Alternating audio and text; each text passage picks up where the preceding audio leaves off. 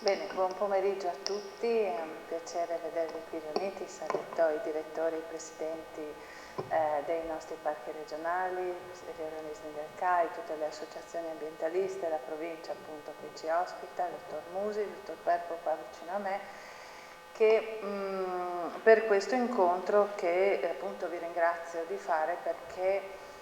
quando nella primavera dell'anno scorso abbiamo emanato le linee, molti di voi c'erano, così come c'erano anche a fine anno all'incontro che abbiamo fatto in Regione,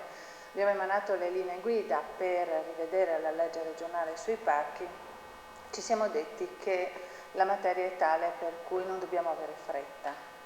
non dobbiamo essere presi da una smania di cambiare prima di aver capito cosa è funzionato e non è funzionato e quindi quali sono anche i nuovi contesti europei. Pensiamo ad esempio a tutto il tema dei servizi ecosistemici, di tutta una serie di riflessioni, i corridoi ecobiologici che ormai sono diventati un dato di fatto, cioè tutta una serie di questioni che nel 96 evidentemente vedevano gli arbori anche degli studi scientifici, perché tutto questo che diciamo evidentemente, come ha detto anche il collega Pizza, si basano appunto su un avanzare degli studi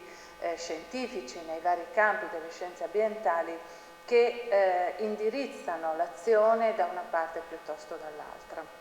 E quindi grazie e mi scuso anticipatamente, dottor Musi, se non potrò rimanere fino alla fine, ma le chiedo già la cortesia di mandarci eventuali contributi che da questa riunione dovessero emergere, al di là del fatto che c'è qui il direttore del servizio paesaggio e biodiversità, l'architetto Bertolini, poi c'è la dottoressa Deste e il dottor Zanchetta, che sono le persone che si occupano al vertice della regione di questo tema e quindi vi lascio in buone mani, nel senso che quello che direte non cadrà inascoltato. Bene, dicevamo che primavera dell'anno scorso abbiamo emanato delle linee guida dandoci del tempo e delle necessità di approfondimento per quanto riguarda la revisione della legge 42 del 96, che in primo luogo pone una questione. Io vi porrò già delle questioni molto crude, mi scuso di questo, ma credo che siamo qui per quello. Quando io mi sono insediata nel maggio del 2016, i capitoli di finanziamento per i parchi e le riserve erano a zero. Quindi questa legge regionale dà la possibilità all'ente regione di non finanziare i parchi e le riserve. Non li ha inseriti cioè in un tema fondamentale di questa regione come elementi indispensabili per tutti gli aspetti di cui abbiamo a mente ciascuno di noi, che sia sviluppo sostenibile, che sia conservazione dell'avifauna, che sia conservazione degli elementi precipui di alcuni territori, che sia attività di ripopolamento, che sia attività di rinaturalizzazione, cioè quella legge lì non dà alcuna certezza sul domani. Così come l'articolo 6, che ha istituito questa cosa secondo me meravigliosa, perché nella mia precedente vita ne ho proposti alcuni, i parchi comunali dell'articolo 6, l'Ara Patris di Medea, il Parco del Cormor di Udine, dal 2013 non vedono finanziamento da parte della provincia. Non possiamo permetterci questo come sistema regione. Dobbiamo, adesso anche questa competenza è passata in regione, per cui per il 2017 abbiamo proposto, ancorché in un momento di bilanci non così floridi, un finanziamento anche per i parchi comunali, oltre, ve lo dico già, a riconfermare tutto lo storico per le riserve e i parchi regionali e ad esempio oggi ho fatto una delibera di riparto per quanto riguarda quegli interventi di investimento che sono stati richiesti e che abbiamo stanziato nei vari assestamenti. Non ce lo possiamo permettere. Il mondo ambientalista e naturalista, ma mi siedo dalla vostra parte, non può permettersi di sottostare ai capricci di un'amministrazione, che sia regionale, comunale o quella che è. Dobbiamo pretendere insieme che questa legge ponga il tema della gestione dei siti naturalistici come tema di rilevanza almeno regionale e quindi pensare ad una programmazione, e qui capite bene, dobbiamo capire che cos'è la governance, se teniamo i due parchi, se possiamo pensare a una governance unica, se è giusto che tutte le riserve agiscano per proprio conto, con dei propri bilanci, con una grande fatica che i comuni più piccini fanno a fare anche i gestori delle riserve. Cioè io credo che il tema di questa legge sia in primo luogo un tema di governance e di programmazione di tutte quelle attività che siamo bravissimi a fare,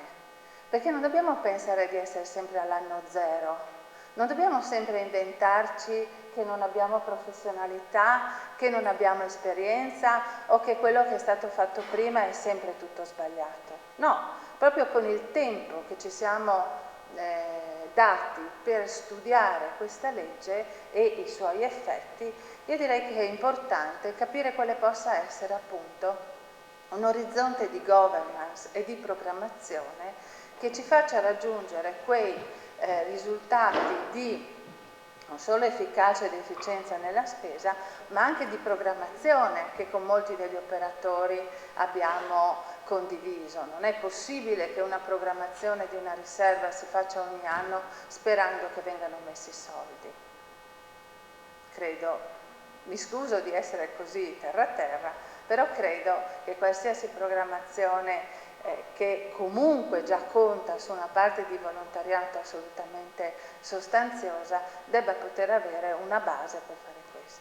Beh, come dico, dal 2013, il primo anno addirittura abbiamo messo il doppio, cioè anche quello per l'anno prima, in modo tale da poter dare continuità a tutte le attività nella consapevolezza appunto che questo sistema di gestione, ancorché non perfetto, ancorché appunto da ripensare, è sicuramente il migliore che disponiamo oggi e quindi non possiamo rinunciarci, non possiamo rinunciarci alla gestione dell'isola della Cona, della riserva di Cornino. Perché? Perché lì abbiamo raggiunto in questi 20 anni, ovviamente in lista ci sono tutti gli altri, li dico solo perché li ho più vicino, dei risultati scientifici ma anche educativi, di conoscenza, di educazione scolastica che altrimenti sarebbero stati molto più difficili. Non dimentichiamoci che veniamo da una regione che ha una lunga esperienza di studi naturalistici, qui è nata la geologia, qui è nata la geografia e dunque è andando avanti su questa scia che possiamo avanzare, non ripensando sempre, e qui è un invito, che dobbiamo rifare tutto sbagliato, tutto da rifare, no? Una volta c'era un detto che diceva così. Esatto.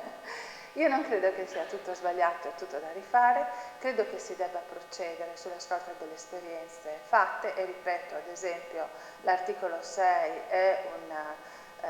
che istituisce i parchi comunali e intercomunali, è un modo di avvicinarci alle nuove anche sensibilità che in tutto il nostro territorio regionale ci sono. Perché dobbiamo anche considerare che il nostro è un territorio speciale, non solo perché siamo una regione a statuto speciale, quindi la nostra potestà è concorrente rispetto al tema dei parchi, ma anche perché da un punto di vista ambientale, paesaggistico e naturalistico non serve che lo dica a voi che siamo la regione con più elevato livello di biodiversità, con una coscienza appunto che trova il suo primo deposito in quel sistema dei parchi che addirittura nel 1978 era depositato nel piano urbanistico regionale. Quindi una coscienza ed una sensibilità che viene da lontano grazie a molti protagonisti, pionieri li chiamerei, in un momento, non ancora, in un momento in cui forse parlare di questi temi non era così scontato come oggi, perché oggi è quasi scontato, no, parlare di questi temi. Quindi parallelamente voi sapete che stiamo redigendo il piano paesaggistico regionale, anche qui molti di voi hanno dato e stanno dando il loro contributo e saprete anche che una delle novità che ha interessato in modo particolare il Ministero dell'Ambiente è il fatto di aver inserito all'interno delle reti strutturanti il piano paesaggistico regionale e la rete ecologica regionale, cosa che nessun piano, neanche quelli più blasonati che vantiamo in giro, magari non guardando quello che stiamo facendo, come la Toscana o la Puglia, non hanno inserito, e quindi voi sapete che noi dobbiamo fare il piano con il Ministero dei Beni Culturali certamente, ma anche con un apporto ed un parere del Ministero dell'Ambiente. Ancorché non l'abbiamo ancora finito, il Ministero dell'Ambiente ci ha chiesto di partecipare ad una sorta di linee guida proprio perché il piano paesaggistico sia il più possibile comprensivo non solo dell'aspetto storico, dell'aspetto vincolistico, dell'aspetto più legato alla sovrintendenza, ma anche del Ministero dell'Ambiente e quindi di tutte queste declinazioni naturalistiche, lasciatemi passare le parole un po' poco scientificamente pesate, come la rete ecologica regionale, che appunto connotano questo avanzamento delle riflessioni. Quindi un lavoro importante, un lavoro che stiamo portando a conclusione e che fa il paio appunto con la nuova legge, capire come questa rete ecologica potrà attuarsi. In previsione per il 2017 ho proposto al Consiglio regionale, voi sapete andremo con la legge di stabilità a metà dicembre, di realizzare alcuni progetti pilota per capire che cosa diventa concretamente la rete ecologica del piano paesaggistico, perché non sia semplicemente una striscia verde su una cartina, come abbiamo visto, ahimè, molte volte. E quindi una serie di progetti nei quali capiamo che cosa significa, cosa diventa, di quali norme abbiamo bisogno. Quindi il 2017 si apre proprio come l'anno che vedrà l'adozione e l'approvazione del piano paesaggistico e io spero che a quei tavoli sarete altrettanto numerosi come stasera. Spero anche che riusciremo a procedere con la legge regionale, la revisione della 42, però, ripeto, credo che in questo caso dobbiamo fare le cose per bene, in modo tale che possa durare e andare avanti con una prospettiva pionieristica, anche in questo caso, per almeno altri 20 anni e quindi appunto avremo un lavoro comune che ci vedrà seduti allo stesso tavolo per molte questioni. Per cui grazie per questo incontro che avete promosso, grazie per tutte le memorie che ci vorrete lasciare e anche quei pensieri sparsi che eventualmente vorrete mandarci, perché credo che in questo momento appunto abbiamo bisogno, e non possiamo fare a meno, di tutta la conoscenza e di tutta la sapienza di cui ciascuno di voi è portatore. E non sminuiamo mai quello che abbiamo fatto fino ad oggi, perché paragonato ad altre regioni vi assicuro che siamo davvero, anche in questo caso, una punta di eccellenza. Grazie.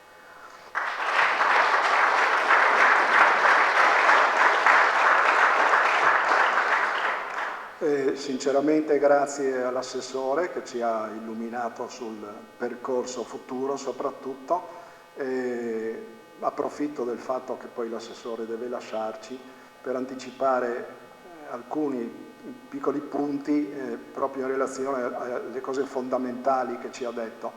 La prima è la questione dei finanziamenti. Effettivamente è stata un po' ondivaga la Regione in questi 20 anni. Io, fra i 14 assessori con cui ho avuto a che fare, una volta mi ha detto: i parchi li lascerò morire di inedia,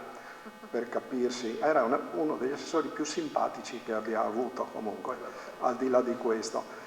Un altro, che è stato poi anche presidente, ha detto: più montagna, meno parchi, più sviluppo e meno tutela dell'ambiente. Quindi, diciamo, è stato un percorso faticosetto. Il fatto che recentemente i finanziamenti siano stati in qualche modo resi idonei alla bisogna di sopravvivenza e di vita quasi normale delle aree protette è certamente un fatto meritorio. Il problema di rendere questi finanziamenti obbligatori nel bilancio della Regione è un problema, penso, di qualsiasi legge, cioè la legge, come mi ha spiegato il secondo giorno che ho lavorato in Regione, la legge oggi si fa, domani si cambia, quindi è un tema piuttosto delicato. Nel mio intervento finale uno dei punti è questo e io propongo che obbligatoriamente la Regione destini almeno lo 0,5% del proprio bilancio alla tutela e alla conservazione della natura, con tutti gli strumenti a disposizione, uno per tutti, non sono solo le spese dirette di bilancio, sono anche quelli che possono derivare da un buon piano di sviluppo rurale, da finanziamenti dell'Unione Europea, quindi non sono solo soldi della Regione. Lo 0,5% uno dice, beh, è una misera cifra, e vi assicuro che insomma, sarebbe più che buono, no? Per coprire le spese di funzionamento e gli investimenti, perché ogni tanto, non so, andare all'Isola della Cona che lei ha citato e vedere i tetti ex di paglia, no? Mezzi sfasciati, non è un bel vedere per uno che arriva magari dall'Austria o dalla Germania, quindi sono piccole spese che oggi che abbiamo ormai tutte le infrastrutture e strutture quasi completate, si tratta solo di fare della famosa ordinaria o straordinaria manutenzione, no? Quindi non sono cifrone. Lo 0,5%, Assessore, vediamo se riusciamo a raggiungere questo risultato. L'altro punto che credo, siccome io raccolgo immediatamente l'appello di mettere insieme le esperienze, eccetera, è che le aree protette non chiedono tanto nuove normative o nuove istituzioni, ma chiedono soprattutto di agevolare gli strumenti gestionali, alleggerendo la burocrazia, gli strumenti di regolamentazione. Noi sappiamo che la legge al tempo risentiva molto della spinta urbanistica, quindi abbiamo prima gli accordi di programma con cui si discute per mesi e anni, poi abbiamo il piano di conservazione e sviluppo con cui si discutono gli stessi problemi per ulteriori anni e poi alla fine si arriva al regolamento in cui si discutono magari di nuovo, quindi bisognerà semplificare molto, togliere qualche scalino. Il terzo punto, e poi lascio, è quello che riguarda la vigilanza, cioè non si può fare gestione di un territorio se non si assicura un'adeguata vigilanza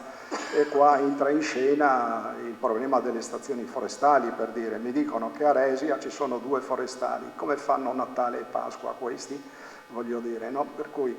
ripristinare un po', adesso poi la provincia ha mollato i guardiacaccia, sono tutti dentro in regione, no? Quindi un po' di personale in più c'è. Il problema di organizzare una sana vigilanza perché è cronaca dei giornali di episodi di bracconaggio, uccellagione, caccia indiscriminata e quant'altro. Quindi senza vigilanza non si ha una gestione seria, credibile e neanche insomma, si può mostrare la faccia al mondo. Diciamo 3 temi, appunto i finanziamenti, la semplificazione delle procedure di gestione e questo della vigilanza, per dire, come si fa di solito, 3, che sono ce ne sono altri di problemi ovvio, no? Sui quali forse tutti quanti, coloro i quali come me o altri hanno esperienza in questo campo, siamo assolutamente a disposizione per discutere, Assessore, con la Regione in campo di revisione della 42.